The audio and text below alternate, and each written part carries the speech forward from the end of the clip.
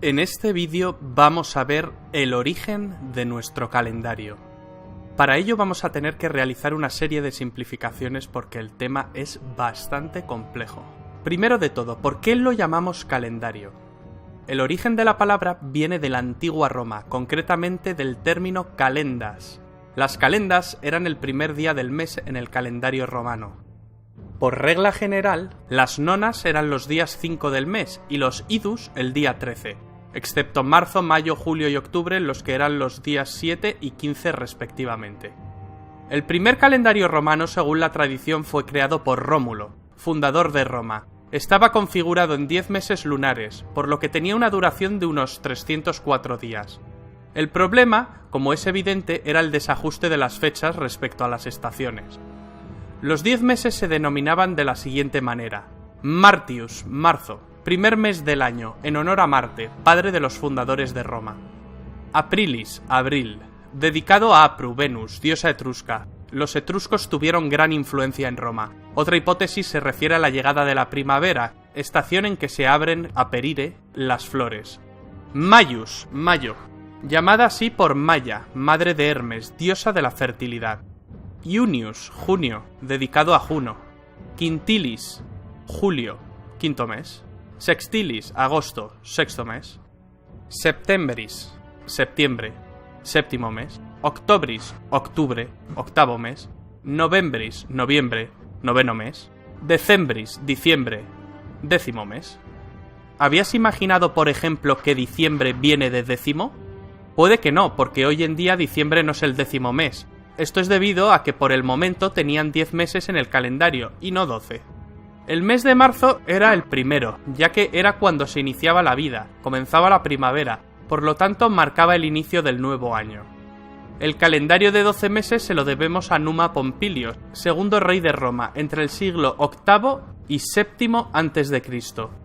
Cansado del desfase entre las fechas y las estaciones, decidió buscar una solución, añadiendo 2 meses más al calendario, para cuadrarlo con el año solar. Los nuevos meses se añadieron al final de los 10 primeros. Marzo seguía siendo el primer mes.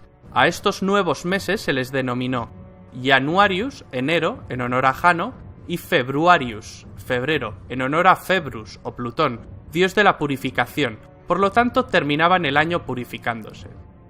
El calendario pasó a tener 355 días. ¿Por qué enero y febrero están al principio en la actualidad? Las campañas militares romanas que se llevaron a cabo a mediados del siglo II a.C. exigían el nombramiento de cónsules con una considerable antelación, ya que los destinos se encontraban lejos de Roma. Por este motivo, en el año 153 a.C. se estableció el comienzo del año en el 1 de enero, quitándole el lugar al 1 de marzo. Es decir, que colaron 2 meses antes de marzo. Por estos tiempos los romanos andaban a tortas con los rebeldes hispanos. La guerra numantina se había iniciado en el 154 a.C. y Roma debía dar una respuesta con rapidez, por lo que el nombramiento de Quinto Fulvio Nobilior como cónsul se adelantó 2 meses. Lo que fue un arreglo coyuntural se acabó convirtiendo en un cambio permanente, y los posteriores cónsules empezaron a adquirir su cargo a principios de enero, ya que esta modificación les permitía preparar las campañas en invierno para poder empezarlas en marzo. Por consiguiente, se podría decir, sin exagerar, que la revuelta del 154 a.C. en Hispania provocó una alteración notable en nuestro calendario. Todavía andábamos con un calendario de 355 días, y algunos meses tenían nombres que no nos suenan familiares. Como después de la reforma de Numa Pompilio las cosas no se arreglaron, ya que tenían un calendario lunar desfasado con el curso estacional, basándose en el ciclo solar, 365 días, se optó por añadir algunos meses denominados mercedonios o intercalares. Vamos a ver ahora una cita de Tito Livio. En primer lugar, dividió el año en 12 meses, correspondientes a las revoluciones de la luna, pero como la luna no completa 30 días de cada mes, y así hay menos días en el año lunar que en los medidos por el curso del Sol, interpoló meses intercalares y los dispuso de modo que cada 20º año los días deberían coincidir con la misma posición del Sol al empezar, quedando así completos los 20 años. Vale, ¿y qué quería decir Tito Livio con todo esto? Pues que cada 2 o 3 años se añadía un mes intercalar o mes número 13, y esto hacía que transcurridos 20 años se ajustase todo de nuevo. Y vuelta a empezar. Los romanos distinguían 4 estaciones denominadas ver, primavera, aestus, verano, autumnus, otoño, y ems, invierno. En el año 46 a.C., Julio César decide cambiar el número de días. Siendo perfeccionista como era, le encomendó al conocido astrónomo griego Sosígenes la tarea de hacer cuadrar las fechas con las estaciones con la mayor exactitud posible. Después de unos cálculos, Sosígenes llegó a la conclusión de que el año solar tenía un ciclo de 365 días y 6 horas. Debía, pues, añadir más días a los meses. Hasta ese momento tenían 29, menos alguna excepción. Así los meses pares pasaron a tener 30 días y los impares 31. Esto daba 366 días, por lo que le quitaron uno a febrero, que quedó en 29 días.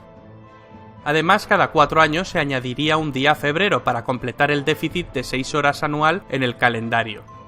En vez de añadir el día a final de febrero, se intercaló un día entre el quinto y el sexto día antes de las calendas, o sea, entre los días que hoy son el 23 y el 24 de febrero. Ese día adicional fue llamado bis sextus dies antes calendas martias, o sea, segundo día sexto antes de las calendas de marzo. Al año que contenía ese día se le llamó por eso bisextus. ¿Y por qué se complicaron tanto la vida y no lo añadieron al final o en todo caso después del 23 de febrero? Bien, pues lo de añadirlo después del 23 de febrero tiene que ver con la fiesta de la Terminalia. Y lo de no llamarlo 23 se debe a que los romanos no contaban los días del mes del 1 al 31, sino que tomaban 3 fechas de referencia: calendas, nonas e idus. Para contar se incluyó un día de referencia, en este caso el 1 de marzo. Tras la muerte de Julio César y por iniciativa de Marco Antonio, el mes quintilis pasó a llamarse Julius, Julio. Octavio Augusto, su sobrino y primer emperador, no quería ser menos. El mes de sextilis pasó a llamarse Augustus, agosto. Al ser mes par tenía 30 días, pero para no estar en inferioridad con Julio César se le restó otro día a febrero y se añadió a ese mes. Febrero quedó pues con 28 días y con 29 los años bisiestos. El calendario juliano, llamado así en honor a Julio César, fue el predominante en el mundo romano y posteriormente en la mayor parte de Europa y en las colonias europeas de América, hasta que fue sustituido progresivamente por el calendario gregoriano, instaurado en 1582 por el Papa Gregorio XIII. Primero en las zonas católicas y a lo largo de los años y de los siglos también en las zonas protestantes. En los países ortodoxos se implantaría muchísimo más tarde. España y Portugal aplicaron la reforma el mismo día que Roma, en 1582. En Rusia no se implantó hasta 1918 y en Grecia hasta 1923. El Papa Gregorio XIII promulgó el uso del calendario por medio de la bula Inter Gravísimas. Antes se había constituido la Comisión del Calendario para su posterior implantación, en la que destacaron Cristóbal Clavio y Luis Lilio. Clavio, astrónomo jesuita, el Euclides de su tiempo, fue un reputado matemático y astrónomo. El mismo Galileo Galilei lo requirió como aval científico de sus observaciones telescópicas. ¿Por qué se cambió? Porque todavía había un pequeño desfase. Según el calendario juliano, que instituyó un año bisiesto cada 4, consideraba que el año estaba constituido por 365,25 días, es decir, 365 días y 6 horas. Mientras que la cifra correcta es de 365,242189 o lo que es lo mismo, 365 días, 5 horas, 48 minutos y 45,16 segundos. Este desfase es muy pequeño, pero a lo largo de los siglos el error se va haciendo cada vez más grande. Y así fue.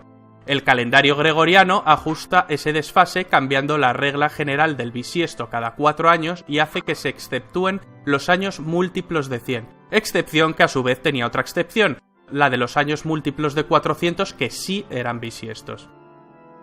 El calendario gregoriano también nació con la necesidad de ajustar el desfase que había con la Pascua, Domingo de Resurrección, que es la fiesta central del cristianismo. En el Concilio de Nicea, en el año 325, se determinó que la Pascua debía conmemorarse el domingo siguiente al plenilunio, luna llena, posterior al equinoccio de primavera del hemisferio norte. Aquel año 325 el equinoccio había ocurrido el día 21 de marzo, pero con el paso del tiempo la fecha del acontecimiento se había ido adelantando hasta el punto de que en 1582 el equinoccio se fechó en el 11 de marzo. El desfase era ya de 10 días. Así, al día siguiente del 4 de octubre de 1582, se dio paso al 15 de octubre con la implantación del calendario gregoriano. Este es el resultado de nuestro calendario. El calendario gregoriano tampoco es exacto al 100%, cada año se desajusta 26 segundos, correcciones incluidas. Significa que se requiere el ajuste de un día cada 3.300 años. Además, los años no mantienen su duración con el paso del tiempo, sino que varían ligeramente. El año disminuye su duración en 1,15 segundos cada siglo, resultado de las perturbaciones que sufre la órbita de la Tierra alrededor del Sol, por la acción de los restantes planetas y por el movimiento anómalo del eje de rotación terrestre. Se trata de una cantidad pequeña, pero no la podemos despreciar porque se va acumulando año tras año.